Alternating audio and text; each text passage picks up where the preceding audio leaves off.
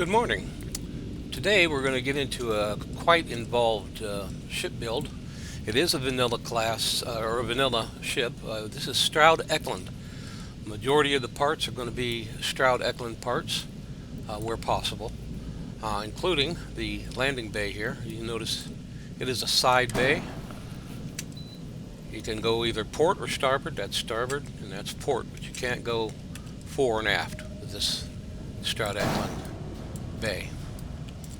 Now we're going to connect it right here to this Stroud Ecklund companionway, which you have noticed here. We have a porthole here. Oops, I still have one of my PDY locations here. I'm going to do this vanilla. There we go. So we connect the landing bay here to the companionway, which I have connected to a captain's quarters right here. And that's the start of our build. And then we are going to take this companionway directly above that companionway. The ladder will be right here. And then that, as you can see, we also put a porthole here.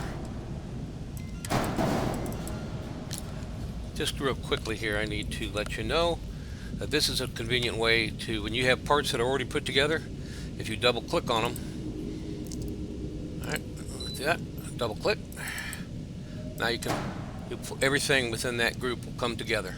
I'll put that right there, because this is where our Stroud Ecklund top docker is going to go, right up here, and that'll be the very highest point of the ship, right there at that point. Now, landing gear. We're going to go ahead and put this Ecklund landing gear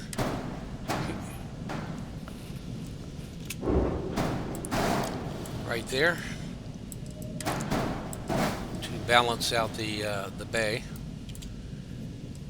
And then we are going to take our reactor, which is a Tokamak X200 reactor, and place it right on top of the captain's quarters.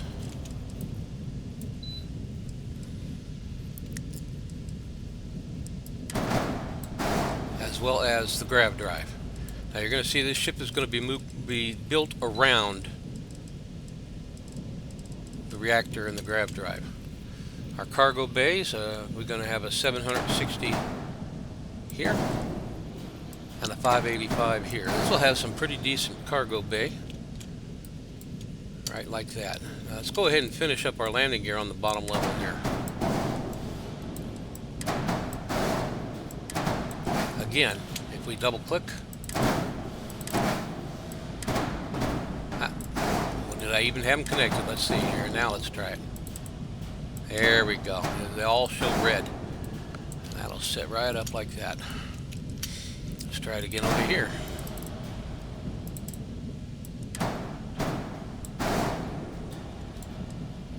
Now, got the basis of our ship all set. Let's go ahead and get the cockpit and everything set up here. It's the same situation with the cockpit. I've got a missile system here and a equipment plate. Now, the missile system will not go on top of this Stroud Ecklund cockpit. This is a Viking cockpit, unless I put an equipment plate to connect it. And of course, down here I have my two proton beam disruptors. Here and here.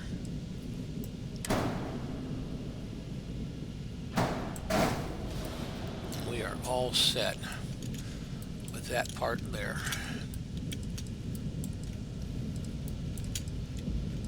Now, over here I have an all-in-one berth, 3x1, and that is going to go in here just like that,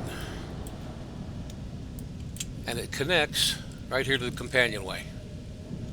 No other connections made there except for the mess hall. As you can see here, it will connect. You got two ways into this all-in-one berth, and then it exits into the mess hall. So that's one set of crew quarters or passenger quarters going to the mess hall. And remember, Stroud Ecklund is more notably for luxury ships, for passenger liners. And this is sort of a passenger liner, but it's an alpha class. And there we have another all-in-one berth on the other side that does the same thing. So we have a circular pathway around the reactor and the grab drive. That gives us, well, for immersion purposes, this would give you a reactor, which you don't want exposed too heavily to enemy fire, or your grab drive in case you want to escape. You're going to have those things pretty well protected. So I did that this way for immersion purposes. And game purposes, I'm not sure that it protects them all that much, but you know, you never know. Now, the majority part that we have left, that's the nuts and bolts of this ship. Most of what we have now is all structural for looks, basically.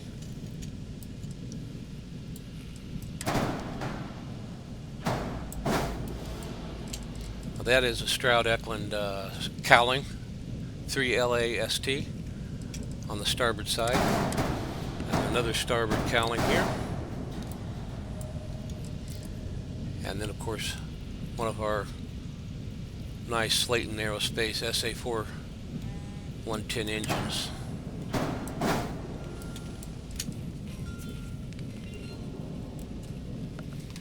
Excuse the beeping. Okay. Now, we'll take this entire assembly, place this in here. We're going to do the same the other side.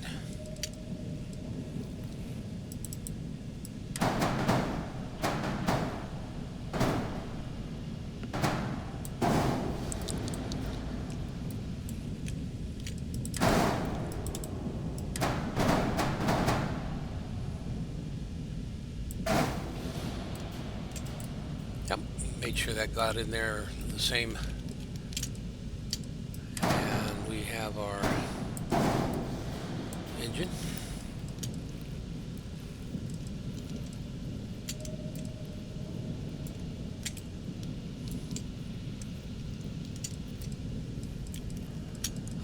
He was escaped on me there. I kind of lost where I'd put him. There it is. And we'll place this engine here.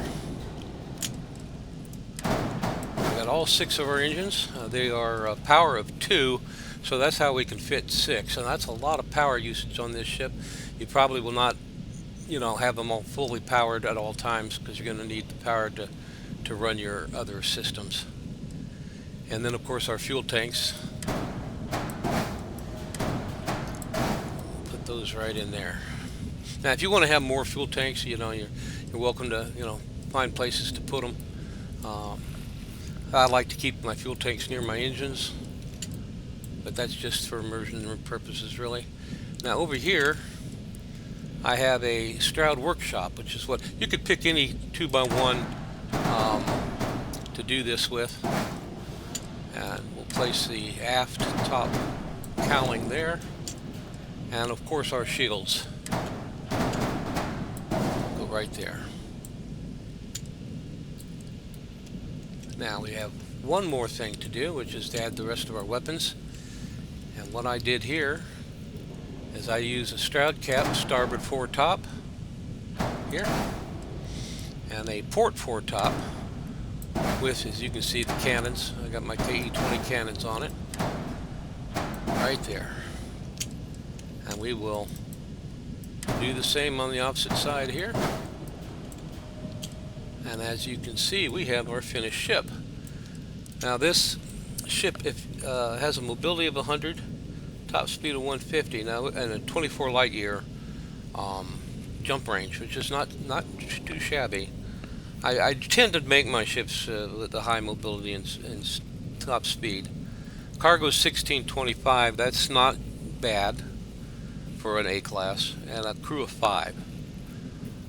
And the weapons are decent. Like I said, as you level up your character, you're going to be able to have better perks, and you're going to be able to probably have better reactor power. You'll be able to upgrade your reactor because definitely the reactor I'm using doesn't use more than a number one perk level of spaceship design. In fact, nothing in this entire build is more than single perk level of spaceship design and no other requirements. So that lends itself to constant upgrading on this ship, at least as you get up to where you want to make it a B class or a C class. This ship, if you was to make it a C class, could definitely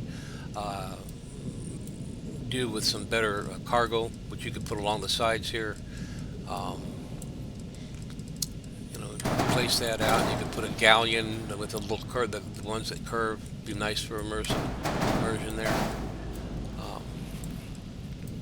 And these things here, these are the nose caps from Stroud that I put in here to you know, look pretty good in there. And I think that pretty well has it. The majority of your mass, a lot of these things here don't take too much mass. 5 mass for each of these, but they add up. I did a lot of these. I was a little afraid I was going to drop my mobility a bit, but it seems like I didn't do too badly here. And then, of course, you can always increase your weapons instead of having 2 of these. Let's see here. Let's buy another one of those where you can see how you can add to your cannons.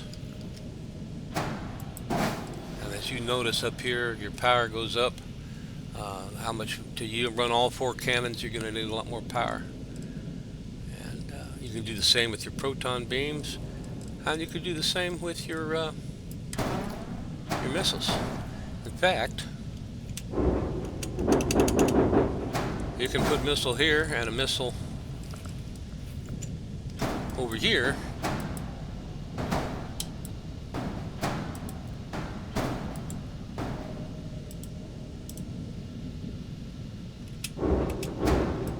Of course, now it's going to make a liar out of me. For some reason, it didn't want to connect there, but it should do that. Yeah, like that. See, I don't know what his problem was. There we go. See, sometimes you just have to fiddle with it a little bit, and it'll work itself out.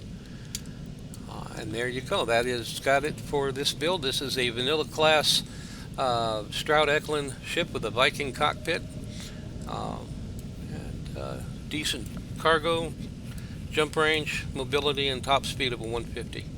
You all have a great day and good shipbuilding.